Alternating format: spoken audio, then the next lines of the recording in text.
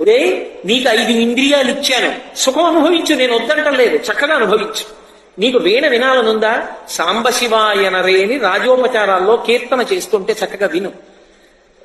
నీకు పాట వినాలనుందా, భగవంతుడి దగ్గర కూర్చుని నీ కూతురే కూర్చుని నువ్వు పూజ చేసుకున్న తర్వాత వచ్చి ఆ కామాక్షి పరదేవత మీద కంజదలాయతాక్షి అని కీర్తన చేస్తుంటే మురిసిపో. నీకు మృదంగం వినాలనుందా, మంచి మృదంగాన్ని నీ కొడుకు వాయిస్తుంటే భగవంతుడి మ్రోల కూర్చుని ఇది భగవంతుడిచ్చిన అనుగ్రహం అని చెప్పి విను. వచ్చిన ఇబ్బంది ఏం లేదు. లౌల్యములకు కట్టుబడకు, భగవత్ ప్రసాదంగా అనుభవించడం నేర్చుకో.